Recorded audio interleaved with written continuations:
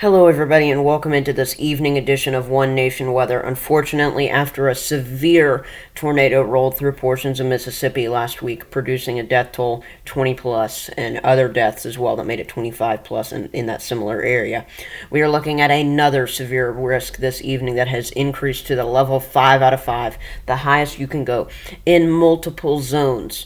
You can see it on your screen right now. The red is where you have the level 2 risk, and then as the colors get worse from there, you can see portions of southeast Iowa and portions of west central Illinois have a high risk, as well as back there into portions of Tennessee and Arkansas. This is just a destructive storm in general right now. And here's a look at what that severe risk looks like for you here with the key at the bottom.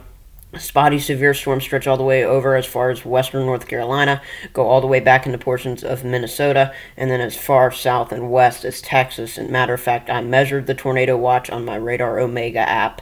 Credits to Radar Omega for this.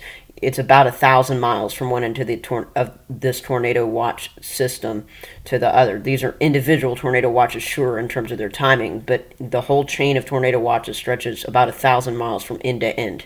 Absolutely incredible storms here.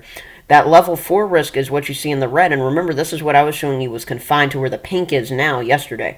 So in Iowa and west central Illinois, and then again closer to Memphis and eastern Arkansas and northern Mississippi there, these risks are where it was red yesterday. Now the red stretches all the way over into Indiana.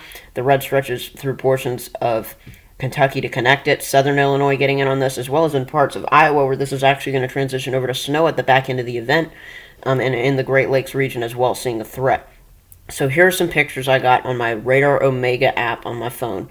You can see here on the left side of your screen here, the yellow, all of those yellow boxes are the tornado watches. So they go from basically the border of Minnesota and Iowa, portions of southern Wisconsin, stretch and curl all the way back around to just south of Dallas. Blue is special weather statements. They're not the worst of storms there, but anything orange and red is dangerous, with hail and gusty winds in those orange ones, and maybe some hail and tornadoes in the red ones. Unfortunately, there was a very destructive tornado that I was viewing on the Weather Channel just a little bit ago. It was making its way towards Corona into Tennessee here, just north and west of Millington. Wind gusts were reported in excess of 100, maybe 50 miles per hour at times, 150 miles per hour at times throughout the storm. So this is just a damaging evening up ahead. You can see there on the right the velocity signature picking up on those extremely strong winds. This is maybe a once-in-a-lifetime storms for many people here. Here's a look at what the radar looks like now. We have some scattered storms getting going all across this region. I think this is going to gradually turn over into a damaging wind threat, especially as you go into those northern zones of this, as you're closer to the low pressure snow on the backside of this, of course, as we talked about in the video yesterday, along with that severe threat yesterday as well. Storms continuing, maybe a second line making its way through Memphis as we head into the rest of this evening here. And as we even approach midnight, things are still going to be looking quite suspicious here and through portions of Indiana. This is midnight, all the way back through Mississippi. Some individual lines getting going. Kinks in the line, supercells could get going as this continues to work its way off to the east. So this is just a threat that you do not want to mess with. You can see these storms will still look to have a little bit of oomph to them into the overnight and early hours tomorrow, into Ohio, all the way back into Alabama and eastern Mississippi. Notice the chain of snow working its way back into Iowa, where we're seeing those storms right now. Temperatures in the 70s right now, going all the way down through the 30s tonight with that snow wrapping back around. Just a very dynamic system where the cold meets warm. You can never expect good things to happen. And flooding is also a risk. It may not be what you're hearing about on the television right now, but this is a scattered risk from the Ohio Valley all the way back through the Arklatex region for you here. Stretches all the way up into Michigan, though, portions of Wisconsin, and all the way back into northeast Texas. So you have to keep an eye on this flooding threat as well. Fire weather threat. This is NOAA's Storm Prediction Center.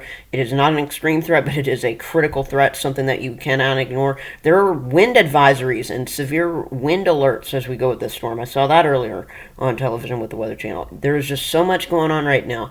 These storms moving off to the east, creating winds within the storms. There's just windy conditions in general that are going to continue to push gusts 40 plus miles per hour off to the east tomorrow.